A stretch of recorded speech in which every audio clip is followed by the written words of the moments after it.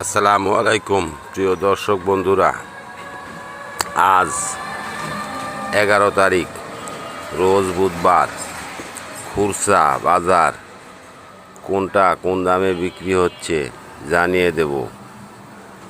দেখুন, এই যে ফরিদপুরের দেশি পেঁয়াজ 1 কেজি 55 টাকা, দেশি রসুন আছে 1 কেজি 100 টাকা, আদা 1 কেজি 120 টাকা, চায়না রসুন আছে 1 কেজি 180 টাকা।